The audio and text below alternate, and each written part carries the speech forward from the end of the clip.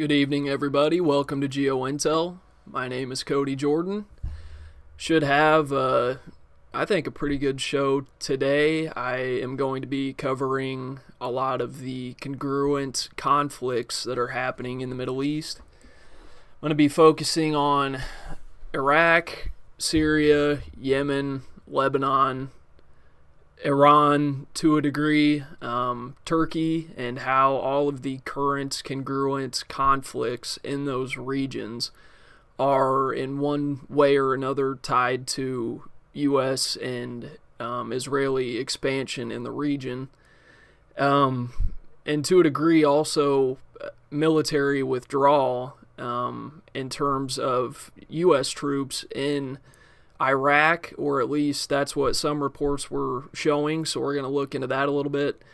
I had two shows planned last week that I did not get around to, and because of that, I have a lot to go over today. I'm going to try to maybe get out a show every day this week, maybe 5 max, we'll see.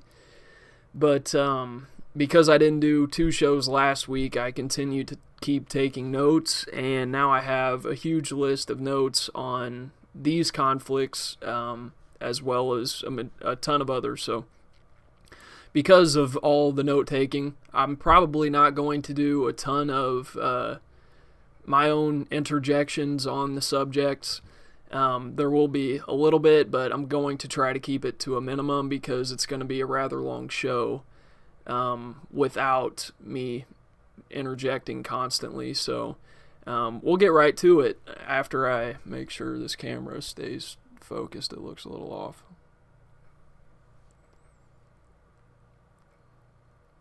See if maybe that's better.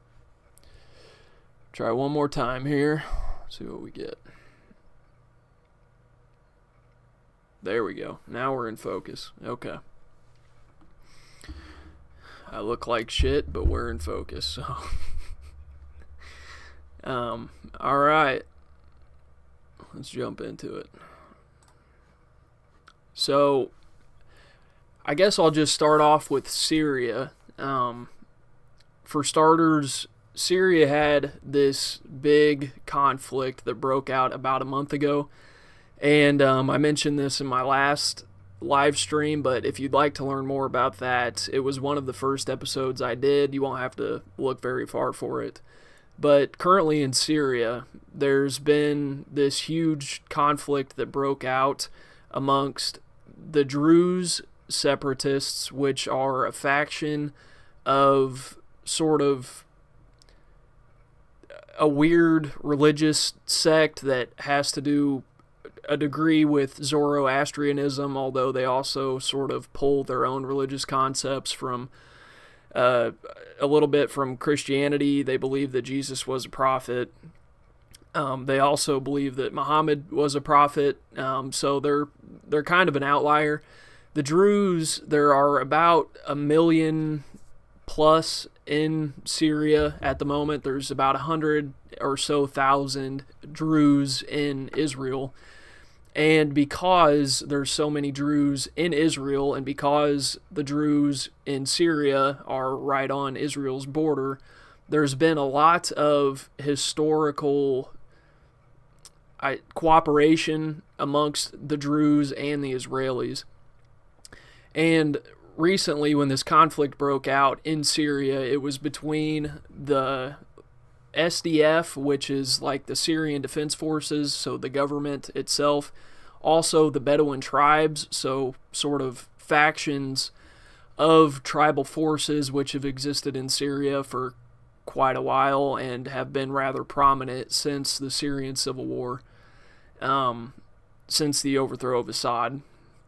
So, since these conflicts broke out, I did a bit of interjecting on my original video about Syria as to how Israel is playing its own hand in this conflict, and it seems to be showing itself more and more every day. So originally, the reasoning that was given for the conflict breaking out was there was a merchant who, and it was a Druze merchant who was captured by one of the Bedouin tribes, and it caused this huge conflict to emerge. And while I think the kidnapping of the Druze merchant itself was probably not something that was initiated by Israel or the Syrian government, while I don't think that's the case, Israel and the Syrian government have used the current fighting in Syria to further their own agendas. So since the Syrian civil war, with all of these sort of factions that have arose in Syria, the new government under al-Jilani, who is now known as al-Shura, the new government is trying to sort of grow its influence in the region. And so they have been trying to buddy up with the Druze as much as they can. In fact, when the conflict first broke out, the Syrian government didn't target the Druze first, mainly because Israel had announced its support for the Druze, and you had Druze militants in Israel crossing the border to come help the Druze separatists in Syria. And so basically Israel's trying to further its position amongst the Druze in Syria, but that's enough of that recap for now. We'll just go ahead and get into the current conflict. So I guess we'll just go ahead, before I really start reading any of this off, we'll give kind of an overview of, and I'll switch to my media window here. We'll kind of give an overview and focus my camera. There we go.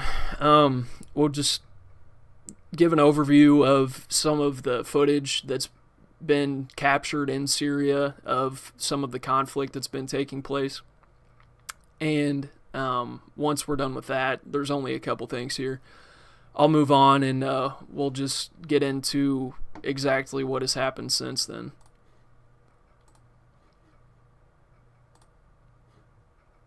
So, an ammunition depot exploded near Idlib. Syrian media reports several explosions were heard. And here's that video. انفجار قلب إدلب الله أكبر عن جميع شعيب.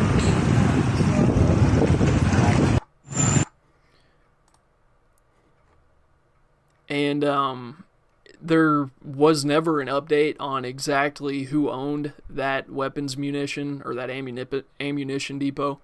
And then also, this was in Syria as well. It says west of Beit John. So the countryside of Damascus, there was reportedly this incident that happened, I believe, 2 weeks ago, where Israeli troops rather were caught on camera opening fire on civilians who had their hands up. You'll see, it's a crazy video. I'll show you.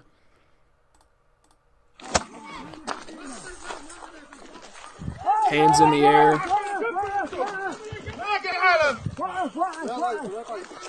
Clearly defenseless.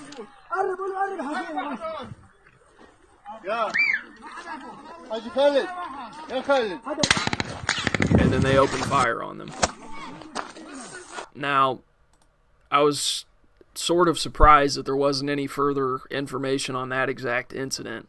There was no telling whether it was some form of miscommunication or what, but it's not unlike Israel to open fire on civilians if they feel as if though they're posing even the slightest threat whatsoever. We also have some video footage here. These are some scenes from Syria when Israel started its bombing campaign, which we'll talk about here in a minute. Allahu Akbar. Allahu Akbar. You see some explosions in the sky there, although they were rather faint. Allahu Akbar.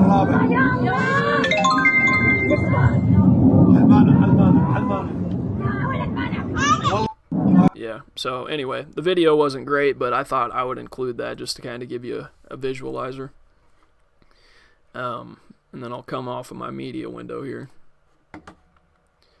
So basically, to give you an idea of how this is ramping up, since the outbreak of the Druze fighting against the Bedouin tribes, and to a degree the SDF as well, there have been outside forces such as Israel who are helping to fight there in Syria, and that's kind of what we just witnessed there with those videos, although they were really poor. Those explosions, those airstrikes that you see have been happening across Syria, across the whole of the Middle East for the past, well, I mean, it never really ends, but across the last couple of weeks, it's been relatively intense compared to what it normally is. And as all of this is ramping up, Reuters, citing a source in the Turkish defense military, said, quote, Ankara, so they're speaking of Turkey, will provide Syria with military training, cooperation, planning, and consultations under an agreement signed yesterday. And that was, I believe, I didn't include the date there, I apologize, but that was roughly a week or two ago.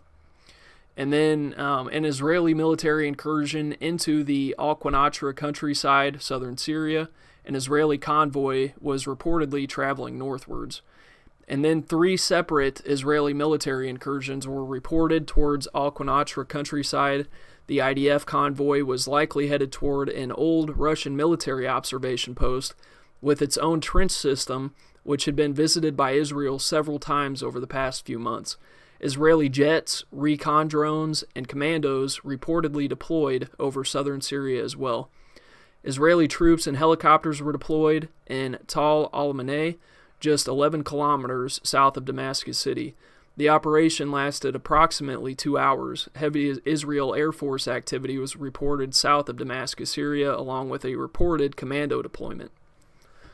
And then, to go alongside with the heavy Israeli Air Force activity, we had a barrage of airstrikes in Syria on a multitude of different targets. They struck the 10th Division in Katana, Damascus countryside, Syria. They struck a military base near Jabal al-Man, south of Damascus, Syria, in which at least 6 Israeli projectiles were fired, with casualties reported. They also struck the defense ministry sites and vehicles near Damascus, and they struck 6 members of the Syrian regime's security forces. They killed all of them in the southern suburbs of Damascus. And then in a string of nighttime raids following all of this, in southern Syria, Israeli Defense Forces from Division 210, together with Unit 504 field investigators, detained multiple suspects linked to terrorist activities targeting Israeli troops. Combat gear was also uncovered in the areas of operation. And now let's focus a little bit on the Druze and what we've sort of heard from them since the conflict broke out. So Druze separatists lead a so-called protest of self-determination in Al-Suwaida city, southern Syria. The separatists could be seen waving flags with Israeli mercenary leader Hikmat al-Hajari. And then that same person, Hajari, a spiritual leader of Syria's Druze community, said, quote, "We call on all honorable people worldwide to support our demand to declare southern Syria a separate province for our protection. We seek peace, but we also have the right to defend ourselves." Druze leader in Syria, it's the same person, also said, quote, "The Druze sect in Syria demands independence in the south.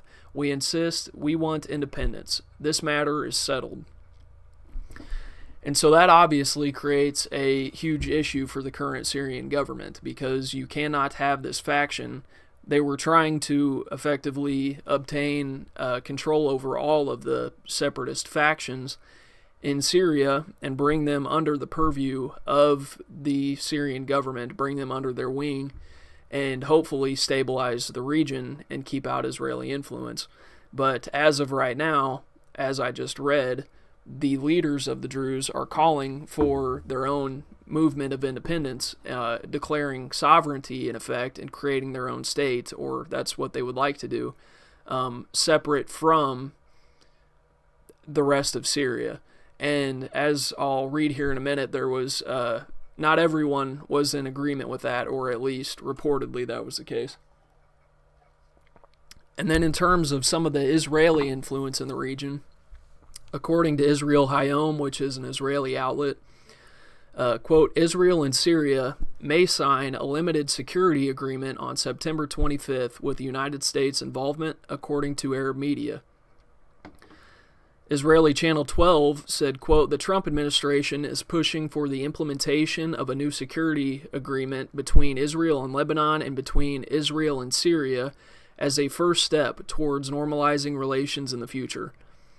Foreign Minister Assad al-Shabani met recently in Paris with an Israeli delegation. According to the report, the talks were mediated by the United States and focused on stability in southern Syria, including discussion on renewing the 1974 disengagement agreement between Israel and Syria, which al-Julani had actually stated that he agreed with, that he also wanted to renew the same 1974 agreement. And while I didn't dig a whole lot into exactly what that would mean this episode, perhaps next week I can touch up on that a little bit. Senior Israeli officials were quoted as saying, the Syrians expressed their concern to the Americans that the Druze minority might establish a form of autonomy in Syria under Israeli patronage. And the American representative told them that, quote, this is not Israel's intention.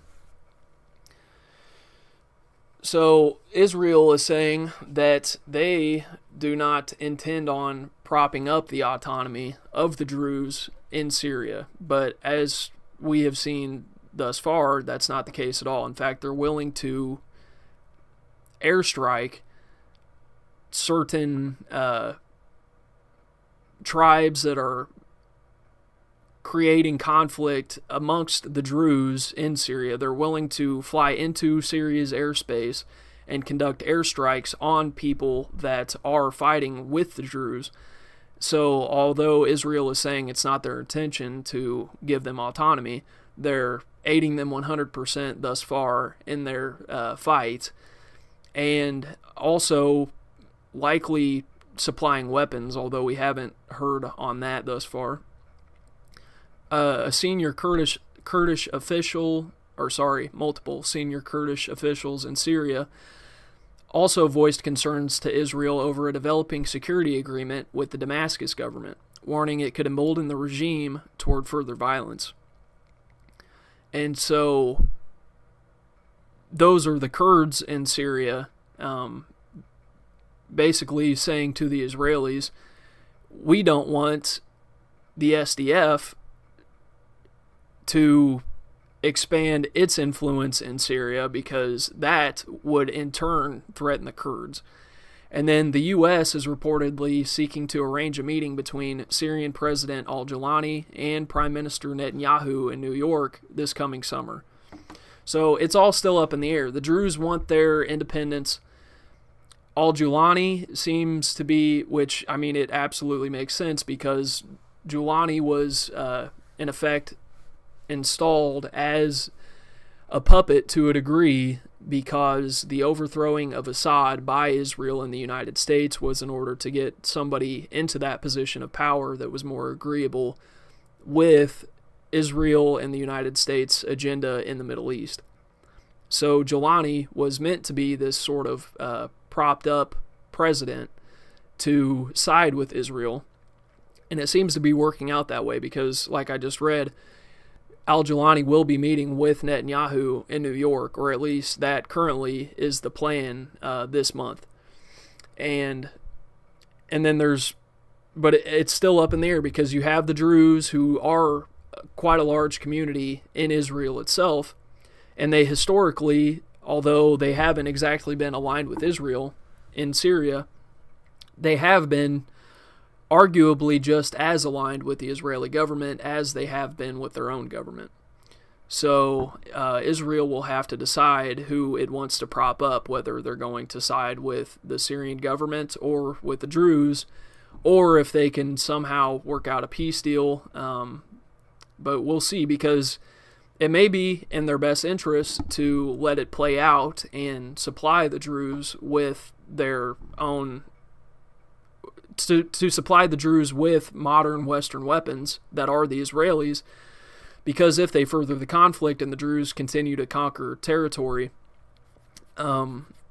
with them being as pro-Israel as they are, it may very well be a better deal for them in the long term than it is with sticking around with al-Jilani. And then in an in an interview with Saudi outlet Al Arabiya, Azerbaijani President Aliyev said he sees potential for Israel and Syria to move toward normalization. He also praised Donald Trump, saying the U.S. president, quote, truly deserves the Nobel Peace Prize. Aliyev noted that, as he said earlier in Washington, Trump achieved a miracle in Africa, Asia, and the South Caucasus within just a few months. An Israeli drone strike... Oh, sorry, that last part wasn't meant to be there. So, basically what happened is Trump negotiated a peace deal between Azerbaijan and, I want to say Georgia, but I could be wrong. Hold on just a second. Let me double check.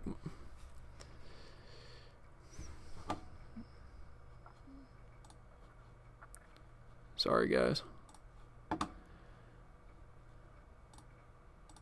My coffee hasn't fully set in. Still running a little low on caffeine and brain power here. So let me just give myself a refresher.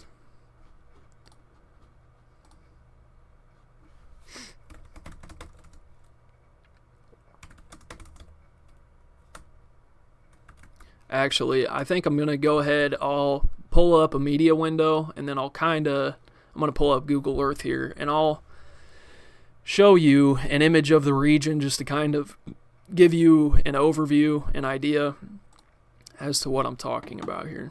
So let me get this pulled up first.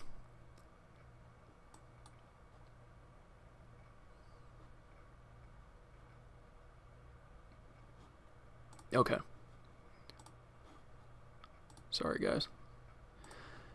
So as you'll see here, and I'll refresh your memory. So as I just stated, the president of Azerbaijan was praising Donald Trump and saying that he was deserving of a Nobel Peace Prize. The reason being because Trump effectively negotiated a peace agreement between Azerbaijan, Georgia, and Armenia.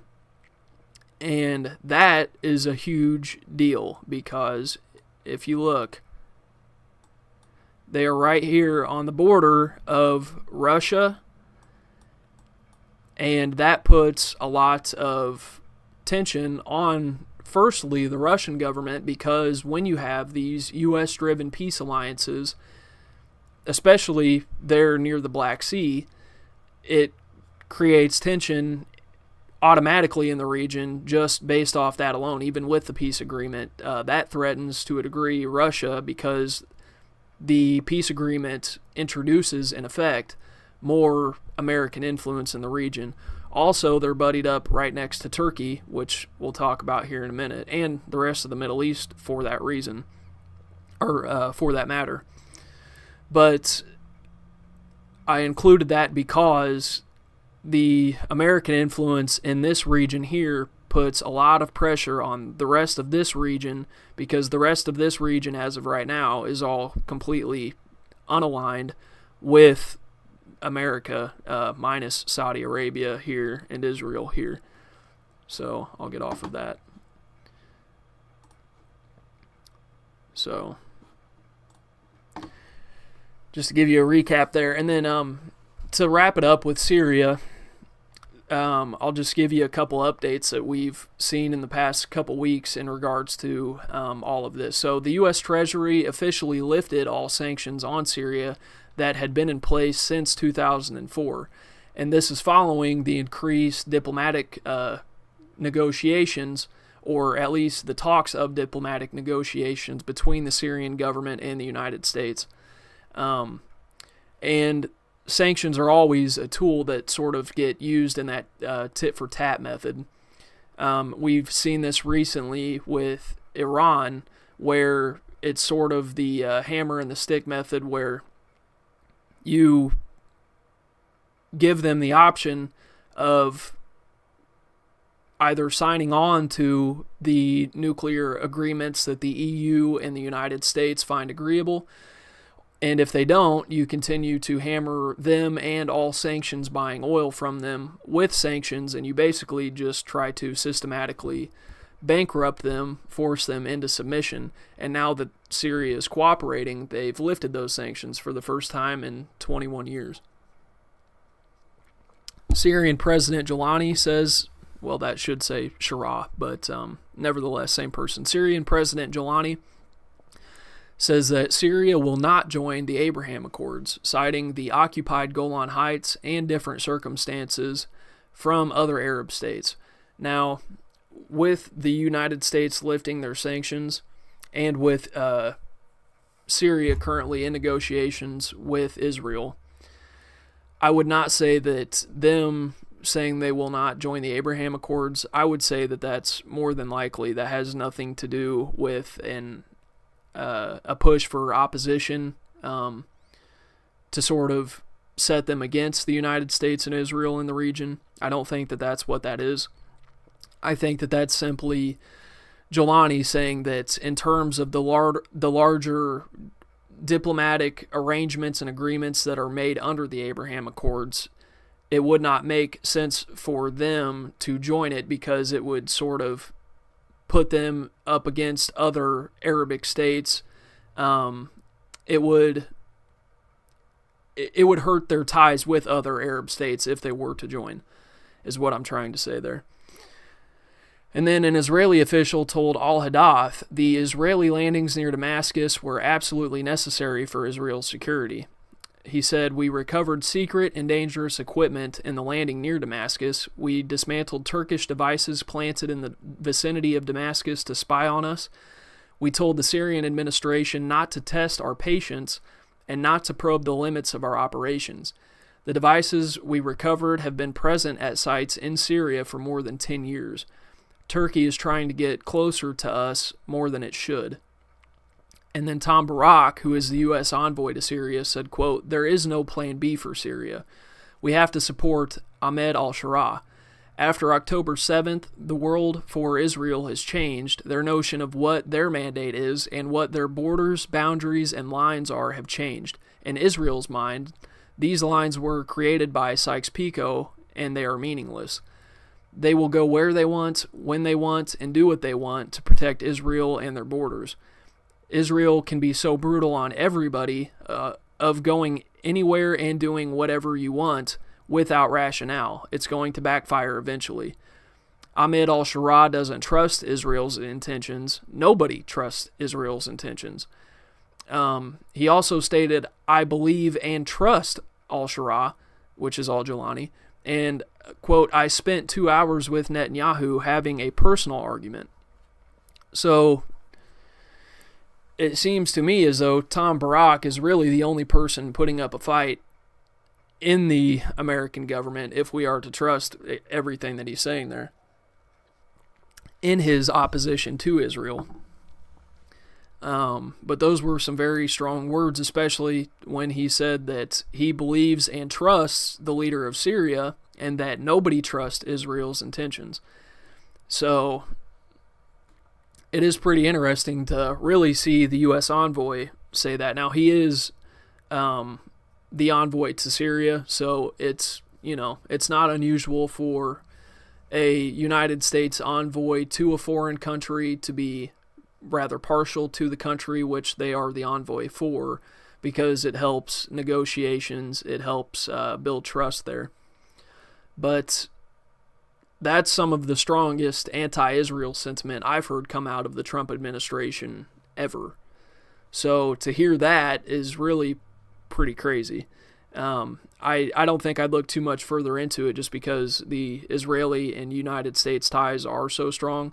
But if Israel were to really try to do something stupid, like, which they may end up nevertheless getting the American okay from, or for, but if Israel were to sort of pursue, without America's blessing, the pursuit of Greater Israel in Syria through the independence of the Druze separatists in Syria, it seems as though at least there's somebody in Trump's cabinet that is looking more towards the Syrian government as a way to relieve the tension than they are to Israel. Now that's also, keep in mind this big factor.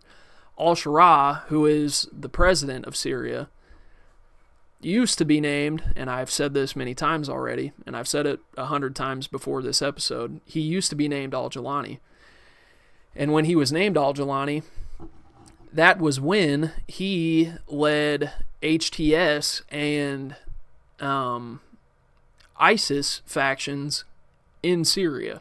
So because HTS was more Israeli friendly in the region, the United States decided to back them. They decided to back ISIS in Syria to overthrow Assad.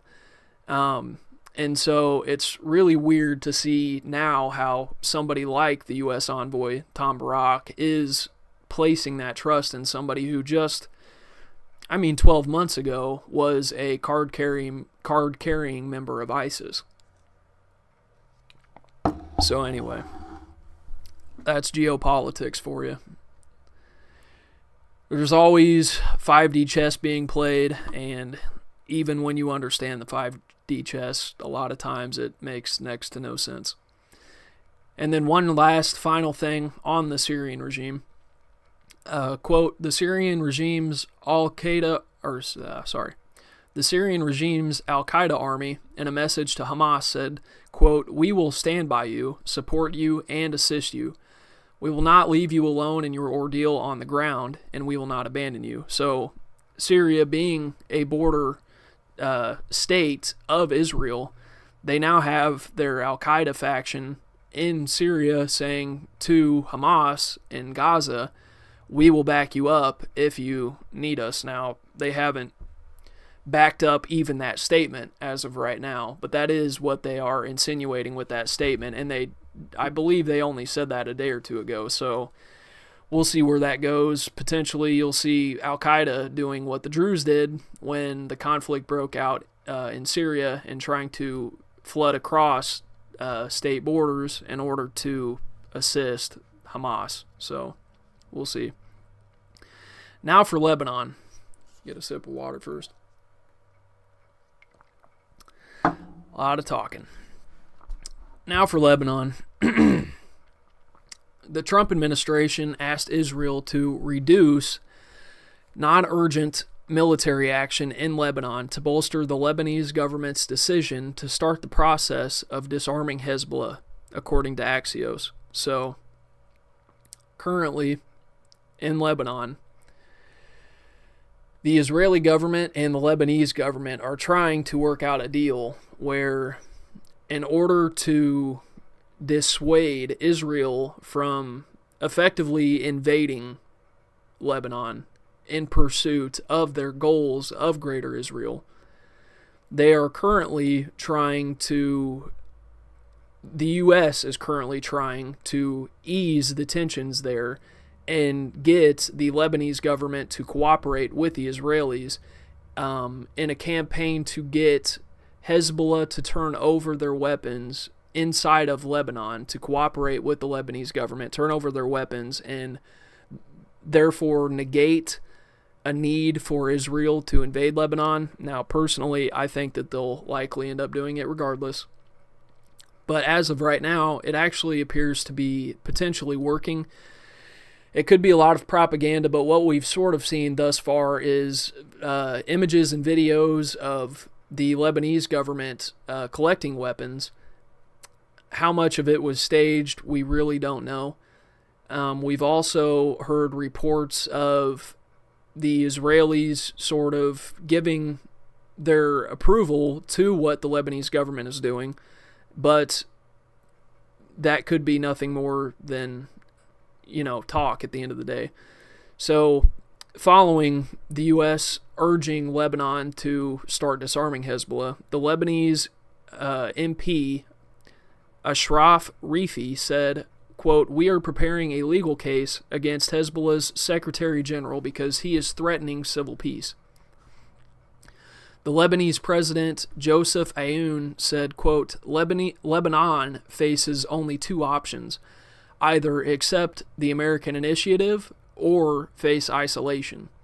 And this is while America is still propping up the Lebanese government to the tune of billions of dollars in order to sort of buy peace between Lebanon and Israel. On August 22nd, the Israeli Air Force struck a Hezbollah weapons storage facility in Deir Kifa, southern Lebanon, which violated Israel-Lebanon understandings. So even while this was all going on, Israel still took it upon themselves to fly their own jets into Lebanon's airspace and perform strikes on weapons facilities in Lebanon. The Israeli Prime Minister's office called the Lebanese government's decision to disarm Hezbollah by the end of 2025 a, quote, significant step. If the Lebanese security forces take steps to disarm Hezbollah, Israel will take reciprocal steps, including a gradual reduction of its presence in Lebanon in coordination with the United States. Netanyahu then said Israel is prepared to back Lebanon's push to disarm Hezbollah, which is really a pretty big step in this entire thing, because Israel saying that they would, and they said this a week or two ago at this point, them saying that they would back the Lebanese government itself in a push to disarm Hezbollah could actually point towards Israel not militarily pushing their own initiative in the region, although it also could just be a way for them to invite themselves into the region under false pretenses and then never leave. The Israeli, I already read that part. Hezbollah leader Naim Qassem said Israel may occupy Lebanon, but Hezbollah will confront it to stop it from reaching its objectives, and Hezbollah's resistance and confrontation will continue. On August 26th, the U.S. delegation met with the Lebanese Prime Minister, who confirmed the decision to disarm Hezbollah and said that there's no going back. Tom Barak, the envoy to Syria, said, quote, nobody wants to go into a civil war in Lebanon. Israel will present a plan to withdraw from southern Lebanon soon. And then Hezbollah-linked Lebanese Al-Akbar reports that the U.S. vision for a Lebanon without resistance calls for southern Dahieh to be treated like Palestinian refugee camps, with checkpoints, inspections, strict control of goods, and monitoring of funds and movements. So that's Hezbollah there trying to warn the other Hezbollah members in Lebanon and the Lebanese civilians, trying to warn them against going through with the measures, trying to warn them against turning over their arms, which, as an American, I can certainly understand. And they're trying to use the Gaza argument, saying that if they are to turn over their weapons, if they are to surrender to Israel and to their own government, that the southern region of Lebanon closest to Israel will start to be treated like a Palestinian refugee camp. And quite frankly, I can understand the sentiment. Several Lebanese members of parliament filed a criminal complaint against Hezbollah, Secretary General Naim Qassem said the complaint was registered with the Lebanese General Prosecutor's Office and concerns Qassem's recent statements, which the MPs regard as threats of war and an incitement to rebellion and a coup d'etat.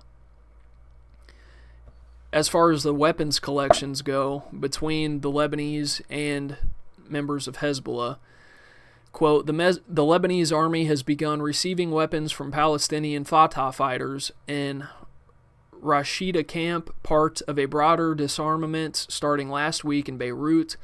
Weapons from southern camps will be handed over later, marking the largest collections operation since 1975 to 1990 Civil War, covering areas across the Litani River.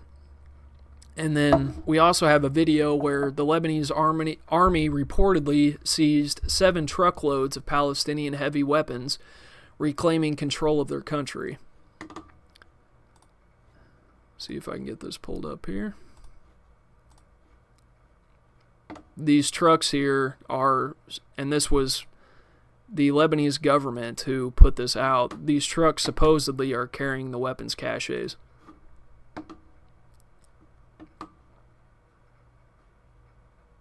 Sorry guys, I have to refresh.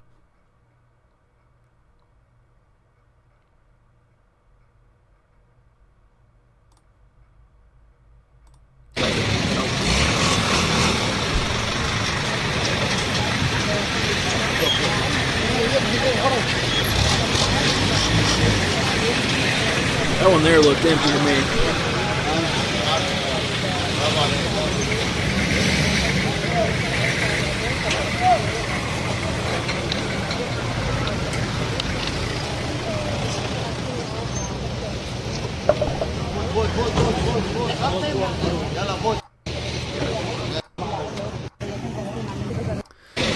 So that was it, which is really just the initial 2 trucks. Here, this one was fully covered with the tarp, so you can't see inside of it. And then the second truck here, as he starts to drive along, you look in the back, and you can't see anything. And there's only 2 trucks. Now, this is after supposedly the largest weapons grab since the start of the Syrian Civil War.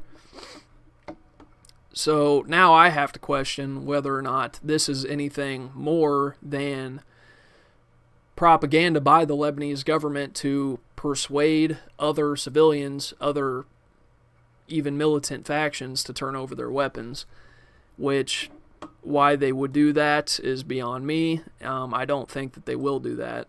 So, but we'll see.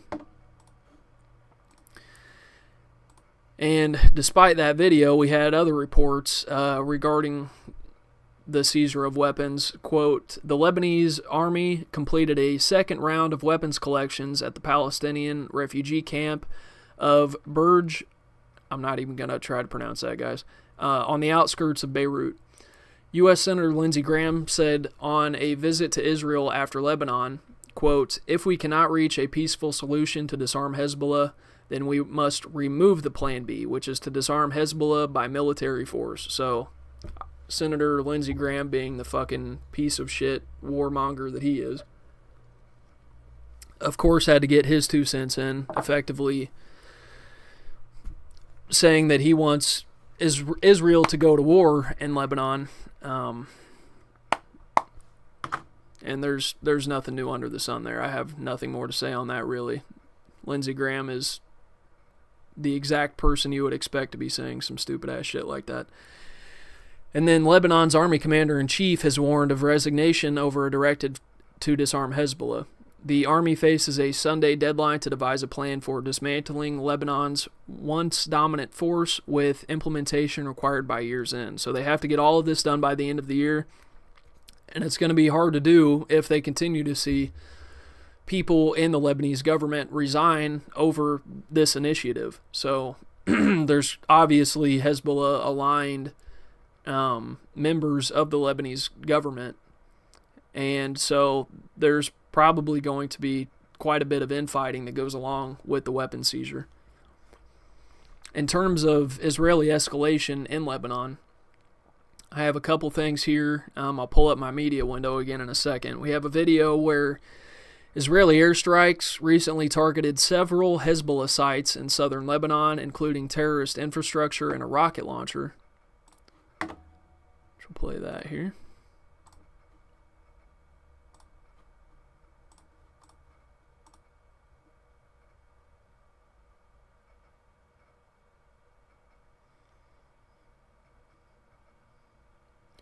Now, think what you will about Israel, but you can't lie, that's a sick-ass video.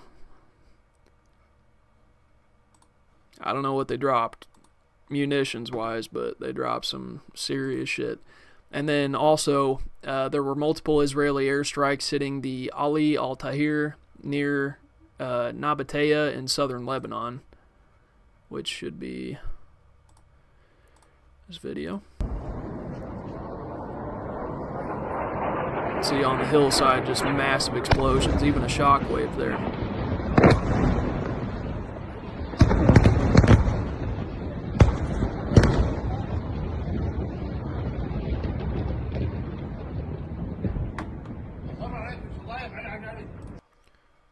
And that's effectively the extent of that. Okay, back to me. Also, Lebanese media reported that Israel dropped leaflets in southern Lebanon warning residents not to help Hezbollah rebuild its terror infrastructure along the border. So, in sort of a World War II style propaganda campaign, Israel is dropping leaflets all across Lebanon in order to persuade the civilians to go ahead and disarm and try and help disarm Hezbollah. Oh, I guess we had one more video. IDF forces destroyed a Hezbollah military building in Atiyah Ashab, southern Lebanon, during a Brigade 300 operation. The structure, home to recently killed operative Mohammed Hassan Qasim, violated Israel-Lebanon agreements. I'm not going to show the video. Not that there's anything wrong with it, but it looks just like the videos you just watched. You get the idea. And then finally, Tom Barak said, "I told Netanyahu something that will do him and Jews all over the world well. Give Lebanon a break." Next, we have Iraq. So, if you didn't figure it out by this point in time, if you didn't figure it out at the start of the video, it's not just Lebanon and Syria that are in conflict with Israel. It's literally like the whole of the Middle East. So Iraq is now having all kinds of shit pop off. On August 18th, the U.S. had begun repositioning and withdrawing from high security areas in Iraq. As tensions between Israel and Iran once again rise, Saudi outlet Al-Ashraq, I'm not going to try to pronounce it. A Saudi outlet reports the move was welcomed by pro-Iran militias. An Iraqi military source says those militias now fear Israel may strike once U.S. forces are gone. Israel has so far avoided action in Iraq due to the American presence. I-24 reported that the U.S. had made a decision to pull its forces out of Iraq's Ain al-Assad and Victoria bases earlier than planned. Iran had informed Iranian-backed groups in Iraq to avoid disarmament and prepare for new confrontations, according to another Saudi Arabian outlet.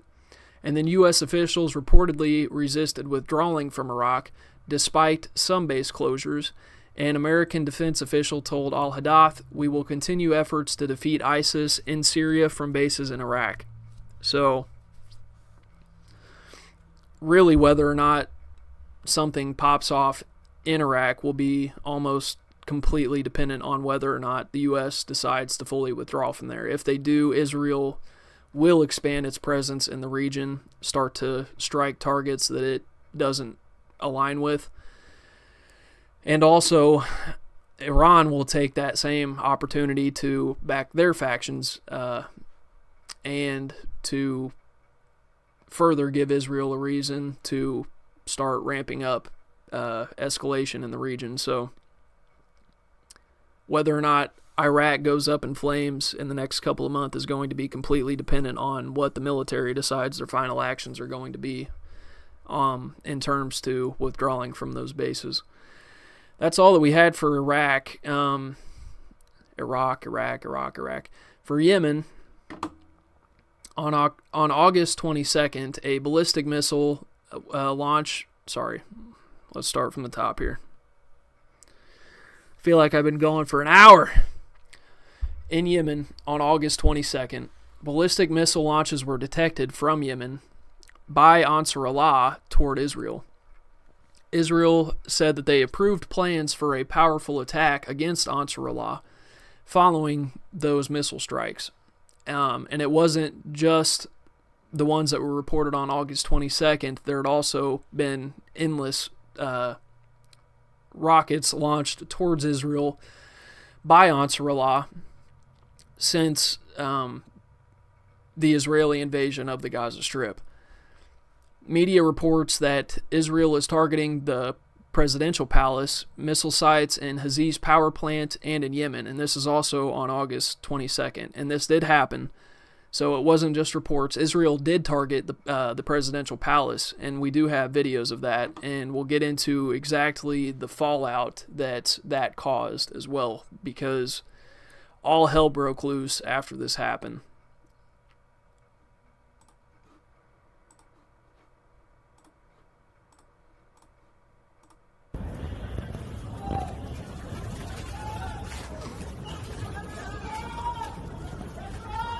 And so while you didn't see the initial impact there, you kind of have an idea of how large the blast was itself. That's recorded from what appears to be a quarter mile away, and it seems as if, though, the cloud of smoke is a quarter mile high, if not more. Pull out of this here. I need to find a way to make it quicker to switch between these windows. Okay, so after Israel targeted the presidential palace and power plants in Yemen, a Houthi official said, quote, Israel targeted civilian facilities that have no connection to the military side. On August 27th, Houthis launched a ballistic missile at central Israel. Air defenses successfully intercepted it, and no reports of injuries or damage. On August 28th, the IDF carried out approximately 10 airstrikes in Sana'a, the capital of Ansar Allah-controlled Yemen. Israeli media reports that the airstrikes targeted senior Houthi leadership. The Air Force attacked a gathering of senior Houthi officials, including the chief of staff, while they were watching the speech of the leader who was not present with them. The Muslim Brotherhood said in response to these strikes, quote, we condemn the treacherous Israeli aggression and the heinous crime that targeted Yemeni leadership. They said, we affirm that everyone who supported Gaza and stood by its side will forever have a debt owed to them by the entire nation. The Zionist enemy is practicing thuggery and widespread aggression in the region. We call upon the governments, peoples, and forces of the nation to unite, renounce our differences, deter the Israeli aggression, and force it to stop the genocide in Gaza. And so now that the Muslim Brotherhood is saying this, it seems as if, though, there is some, at least amongst certain Muslim factions in the Middle East, there appears to be this growing alignment, this growing opposition to the Israeli government, to their governments for not standing up to it sooner. And there's sort of this alignment where, as Israel continues to carry out these bombing campaigns, it looks like they might end up in a war that spans across the whole of the Middle East, especially if the Muslim Brotherhood does succeed and they do pull together a coalition that is multinational. So we'll see. And then a Yemeni opposition source told N12, quote, even if the assassination succeeded, the strike will have only a limited impact. The defense minister and chief of staff are symbolic figures. They don't play a major role on the ground. The ones actually leading operations are commanders trained in Lebanon, Iran, Iraq, So there's no reason the rocket fire toward Israel and other Houthi actions in support of Gaza would help. Then, a member of the Houthi Supreme Judicial Council stated, quote, "A gathering of government officials is a civilian target, so we see no reason to restrain our long arm from striking civilian institutions." Then I have a couple more videos for you here. These should be our last two, by the way. So, following these strikes, and this is what I mean when I say that the Muslim Brotherhood putting out this call in order to sort of gain support amongst everybody who has anything to say about Israel coordinating these assassination strikes. There's a lot of growing support amongst not only the Yemenis but the rest of the Middle East as to their resentment for these Israeli strikes, and you see it here. Hundreds of thousands of Yemenis march in Sana'a, Ansarullah-controlled Yemen, late at night demanding revenge for the Israeli assassinated government figures.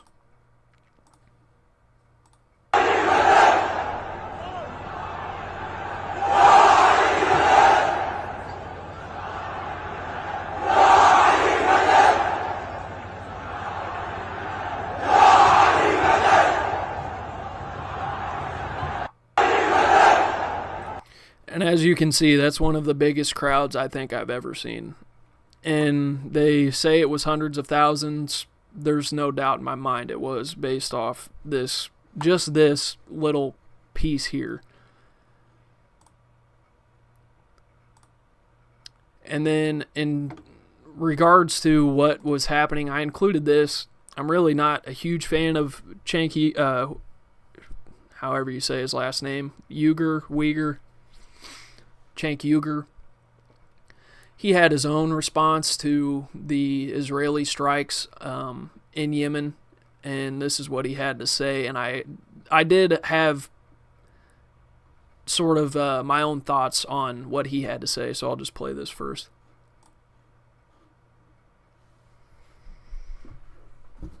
Sorry, I gotta refresh these pages. The stream going at the same time as me trying to do this is making some of my links stall out, so I just have to keep refreshing. But this is our last video to watch here. Of Yemen, because they're terrorists, and on top of that, they murdered his entire cabinet. So the two separate bombings, according to Times of Israel, and why did they do that? Okay, you guys ready? Of course, as always, they're defense for every time they go and attack neighbors, start wars, slaughter people, assassinate world leaders. Their excuse every time is what? Self-defense. Self-defense. We had to defend the native Germans in the Sudetenland. That's why we had to go and take the Sudetenland and Poland and all those other places just to defend the native Germans. It's self-defense. It's self-defense. That's why we had to, starve the Palestinians to death, because collective punishment and the murder of young children from malnourishment is self-defense. No, it's not. It's what fascists do. It's what terrorists do. So now in this case, they say, oh, well, of course, self-defense. Yemen was bothering our ships. It was costing us money. It was slowing down our trade. If you're slowing down our trade, well then, of course, you deserve to have your entire cabinet murdered by the terrorist state of Israel. Okay, so now, is it definite that they're terrorists? Yes, because let's just do the shoe on the other foot, and real simple. So, for example, if the Houthis had murdered Benjamin Netanyahu, would they be called terrorists by every media organization? Well, you all know the answer to that. If you're a big Israeli supporter, you hate Israel, you're somewhere in the middle, you all know the answer. Of course they'd be called terrorists. Oh my God, they murdered the prime minister of Israel. Terrorists! And they're Muslim on top. Dirty, savage Muslims. Terrorists! Right? Okay, so you get the idea. Despite Cenk's absolute hyperbole and the way that he describes everything, he is absolutely right there, insofar as to say that if any other nation were to conduct those same strikes where there's a cabinet meeting amongst military officials, amongst government officials. If any other country were to conduct an airstrike on a government building where a meeting is taking place, not only is that immediately grounds for total war, but that in any other context would be seen as terrorism. And Cenk's not the only one noticing this by any stretch. There's also states, and by states I mean countries. Switch off this window here. There's also countries like Turkey who are drawing that same conclusion. Hold on, sorry guys, I think I jumped a bit ahead of myself. Yeah, sorry, we're not quite ready for the section on Turkey, but we'll get there. Houthi media office said, quote, "We call on the international community with all its institutions and bodies to take a serious and active stand to immediately halt the enemy's cries and put an end to the ongoing destruction. An updated list of confirmed assassinations from Israel's attacks on Sana'a, Ansarullah-controlled Yemen on August 28th. This is the list of people that Israel killed in that attack. Here we go.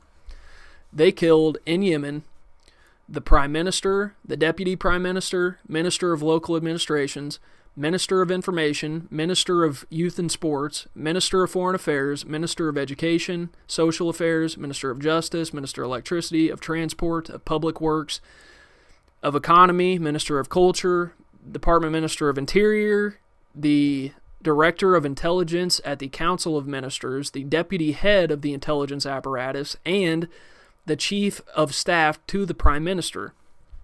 And that wasn't everybody.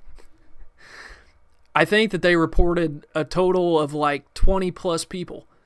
And then to top it all off, I have a quote here saying, "Israel has wiped out almost the entire Houthi government with just 4 ministers left alive." So they killed all but 4 government officials in Yemen. There's only 4 government officials left. Whether or not they didn't attend that meeting because they couldn't make it, or if they had foreknowledge of some sort, maybe they are to a degree working with the Israelis, that's nothing more than speculation on my end. But if that's not means for absolute war and nonstop aggression, frankly, I don't know what is. Wiping out every single member of a foreign government that you possibly can.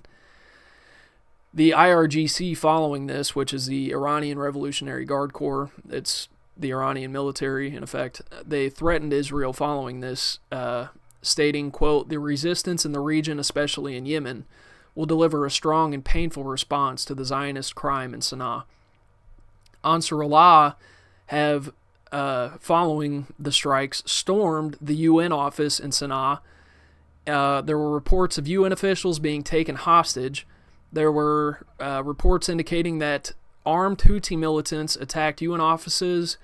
They seized several staff members, joining others from the UN and NGOs already in captivity. The Houthis warned, "The IDF killed our prime minister. We will kill Israel's prime minister, Netanyahu. Nothing could be simpler." The Houthis then fired a ballistic missile that appeared to have exploded midair. And then Saudi A330 MRTT refueling aircraft, which are used to carry fighter jets, were spotted flying near the Yemeni border. And that wraps up Yemen. And now for Turkey. So, as I was trying to perhaps jump into a bit quicker than I should have following the Cenk video, it's not just Cenk Uygur taking notice of the atrocity that was committed there. You also have other governments, such as the Turkish government, that took serious offense to this. And now Turkey, although they haven't, let's just say, gone nuclear,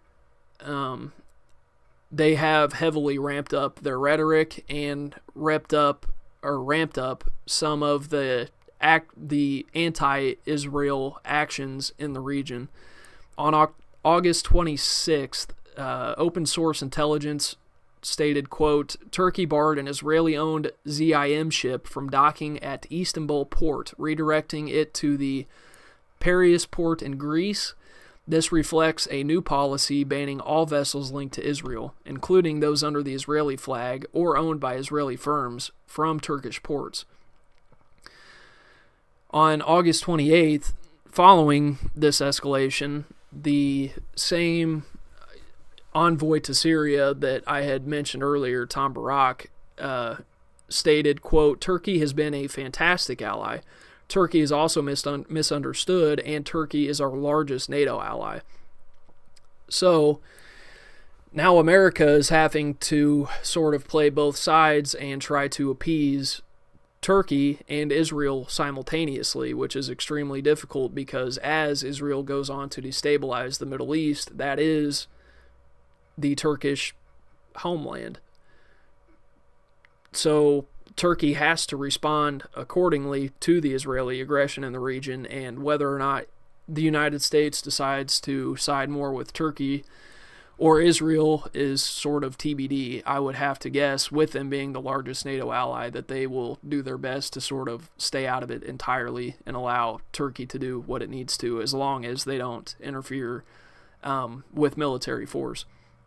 On August 29th, the Turkish foreign minister, in reference to the recent Israeli shipping bans, said, quote, We have decided to cut off all economic and trade relations with Israel and closed our skies to its planes, highlighting existing heroic measures against Israel, including the closure of Turkish airspace to Israeli military flights, which has been in place for some time. Turkish diplomatic source said, quote, Closing the airspace to Israel is related to government flights and flights carrying weapons or ammunition. And then Itamar Ben-Gvir, who is the Israeli Minister of National Security, following Turkey putting these into effect, said that Turkey is equivalent to Hamas. So in other words, Ben-Gvir, the national security minister for Israel, is saying that Turkey is effectively a terrorist state because they're cutting off Israeli trade in the region. September 1st, Turkish President Erdogan said, We will continue to oppose any attempt that threatens the security and territorial integrity of our neighbor Syria. Turkey then reportedly was set to expand its military presence in northern Cyprus from 40,000 to 100,000 soldiers, citing growing threat from Israel.